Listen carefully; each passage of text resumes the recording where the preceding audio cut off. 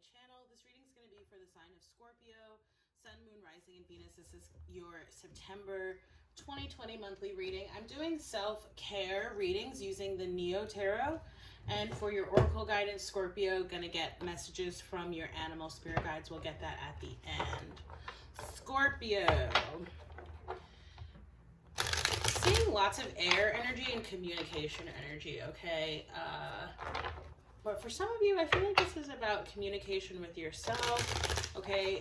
Very meditative, introspective practices. I feel like this is going to be a prominent energy for a large part of the collective this month. Then you have the Wheel of Fortune, okay? Starting a new cycle. And I just saw that same energy, not Wheel of Fortune, but the World card rather, in the Aries reading that I just did, okay? And you also came up in that reading very briefly, but okay. Scorpio, let's see what's coming up for you here, Scorpio.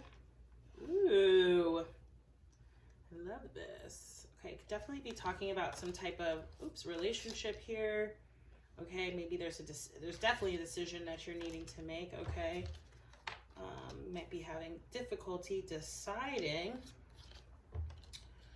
All right, Scorpio, and you definitely could be also dealing with a Capricorn or an earth sign, Capricorn, Taurus, or Virgo. Of course, we are in Virgo season. And Capricorn, I'm actually going to be filming, I think just after, I mean, they're the next sign to film. I'm not sure if I'm going to film them exactly right after you or not. I might not. I got to see how I feel. Okay.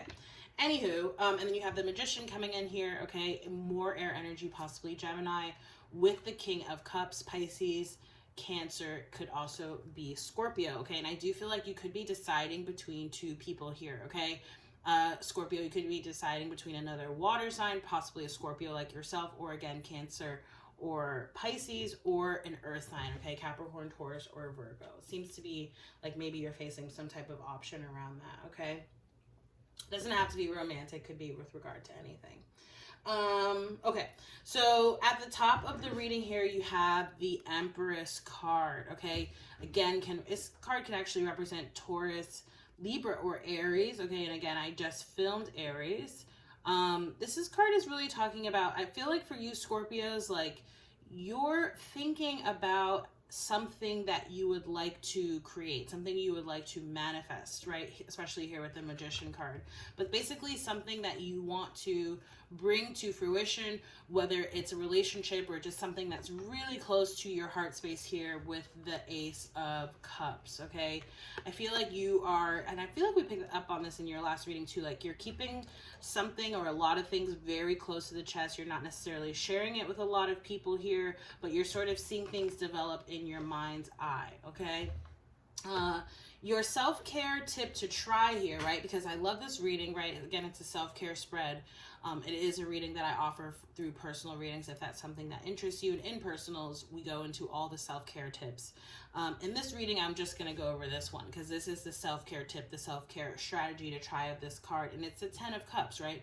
Penultimate love, happiness, success, stability in a connection. Again, could be romantic, but doesn't have to be. It does seem like for a lot of you, this is talking about a romantic connection here. So let's see what the self-care tip is for the 10 of Cups here.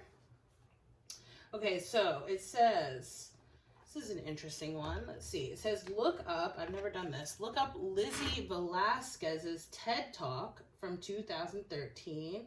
Lizzie Velasquez. It says, in it, she talks about the many benefits of her disadvantages with wry humor and fighting optimism. Finding your blessings amidst hardship isn't just recommended, it's an essential perspective shift that means that you are capable of gratitude despite the bad stuff. Learn how to do this and don't stop learning it. Wow, that's powerful, right? Like this really reminds me of, again, I haven't watched that video, okay, that one that was specifically referenced there, but there's another video that I watched. I wish I could remember the name, but I'm sure you can probably find it on YouTube. It's called basically like a positivity exercise video. It's like a 2-3 hour long video, okay, but in the video, the individual is a male, white male. I can't remember the name of it. If I can find it, maybe I'll link to it down below if I remember to come back and do that, or one of you remind me if you're really interested. Or again, you can sort of search this and find it for yourself, because it's pretty distinct, like if you find it. But basically, for the majority of the video, he's challenging the audience, the viewers, to mind your thoughts, right? If you have the power of your thoughts and of belief, right? Basically, I'm like really, really simply summarizing this video, right? If you have the power to mind your beliefs, why not always think the most positive thought, right? And so it's a challenge to get you to do that. And I remember I probably did this maybe about a year ago, 2 years ago, something like that. I definitely could use a refresh in that regard, right? And I think, again, like we can often, we know these things internally, but sometimes we really need a reminder about that. Okay, so regardless of what you're experiencing right now, regardless of what you're going through, okay, just sort of remembering to keep and maintain a positive and optimistic attitude at all times, right? And oftentimes when you're going through things that are particularly difficult, this is something that I've recommended and that others have recommended as well, doing a gratitude list or some gratitude journaling, right? So to, again, just sort of boost your interior mood and your outlook, right? And I love how that self-care tip talked about, right, that perspective shift, because it's often perspective shifts, though they are relatively minor, right, in terms of like how we're viewing things, they have the most long lasting and impactful effect, because it changes so much about how we view ourselves and how we view the world. Okay, that was a really long tangent. The next card coming in here is the Two of Swords. Okay, so this card is saying what may be stopping you here. I do feel like for some of you, again, there's a decision that you're needing to make here, okay? And I feel like you are needing to make a decision, right? The Two of Swords, and it's interesting because I'm kind of seeing the full moon here. We do have a full moon in Pisces coming up actually in like just a few hours, okay, as of this recording.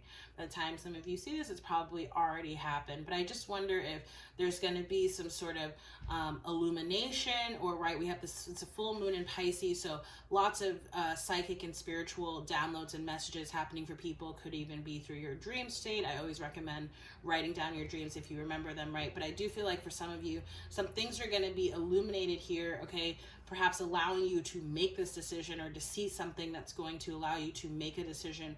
This energy with the Two of Swords always talks about making a decision based off of your intuition, okay? Not necessarily that which you see technically around you, right?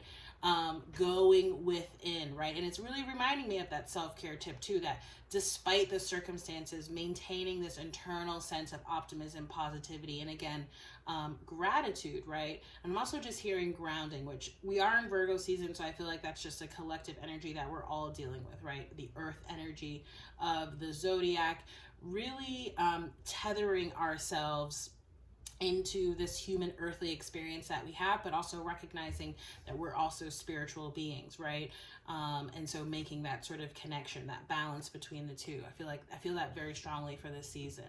Okay, so again, what may be stopping you here is, could be possibly for some of you even like just connecting with your intuition or deciphering it. Or I feel like most of you know what decision you need to make. I just feel like it's a difficult decision for you to make for whatever reason, okay? The next card coming in here is saying how to address this. And with the Eight of Pentacles here, Eight of Pentacles always talks about working on something, putting in the effort, okay? Sometimes it can talk about doing things sort of in a repetitive fashion, a little bit monotonous.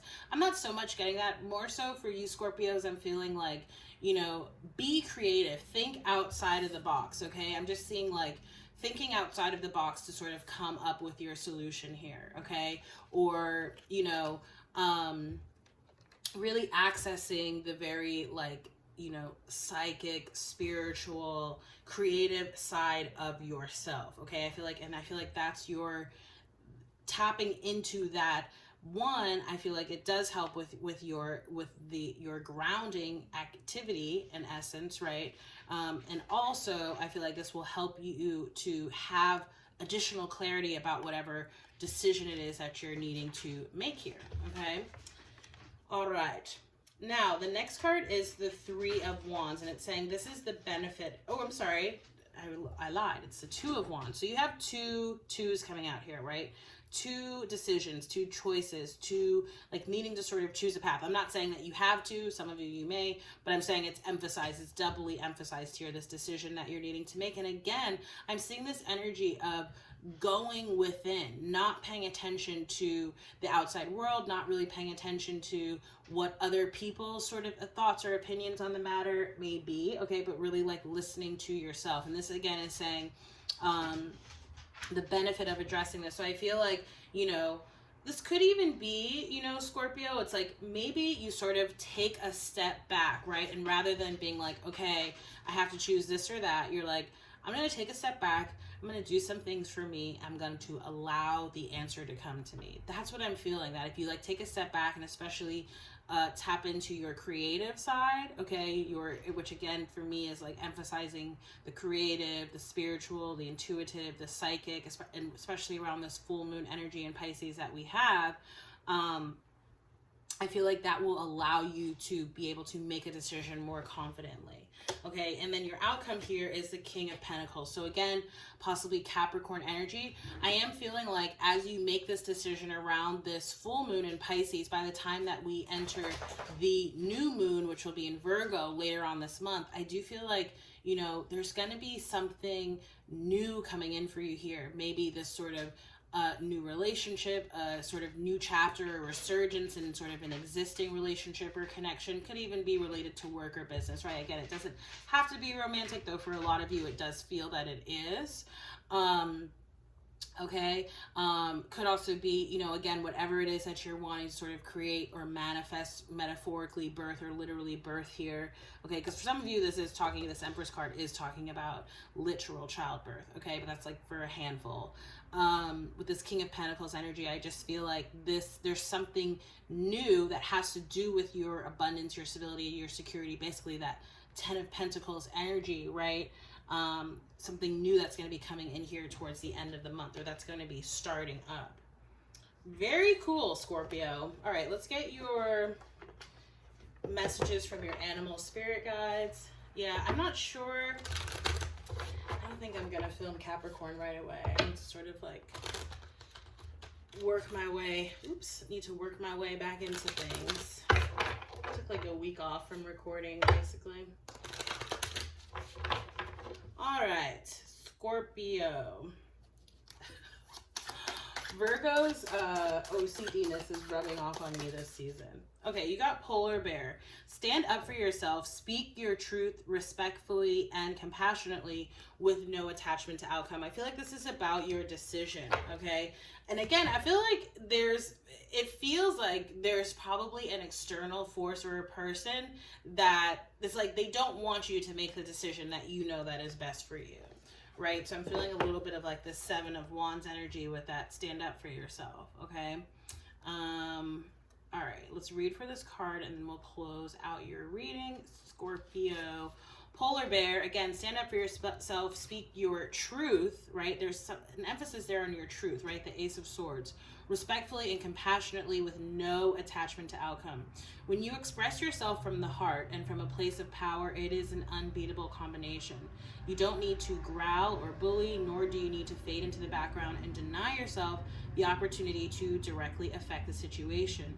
By showing up and being completely present, even when you're simply listening, you are a force to be reckoned with. Ask for what you want and see what happens. Don't get worked up about how it turns out. You may or may not get what you want, right? And again, this is like bringing me back to that self-care tip with the 10 of Cups. Like, even if things do not seem ideal, like they're not going in your favor, still remembering to have a positive and optimistic outlook, and being grateful for whatever it is that you do have, right?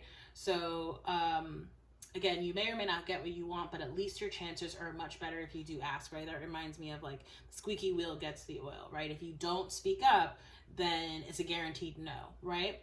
As for setting boundaries with others, such as saying no to requests or demands, when you do so, they may respect those boundaries or try to test them. If they do test the limits you've set, stand your ground, be clear, and don't apologize. Approach the situation with the purity and innocence of a child and the focused intensity of a true warrior, one who doesn't speak or act from anger, but from a place of truth and dignity. Know that when you do so, you'll have nothing to fear.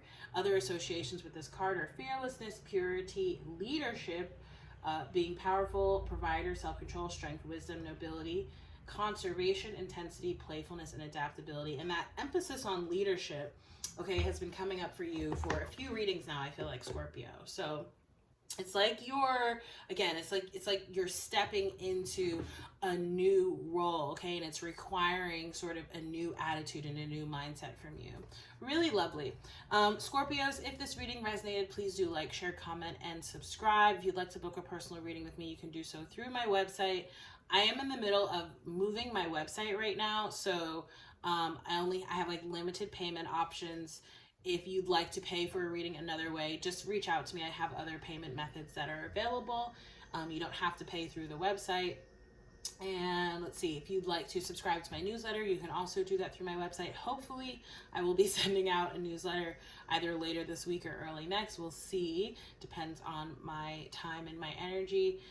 Again, Scorpios, thank you so much for watching. I hope that this reading did resonate, and I look forward to seeing y'all in the next reading. Have a lovely first half of September. Ooh, I'm about to sneeze. Okay, bye.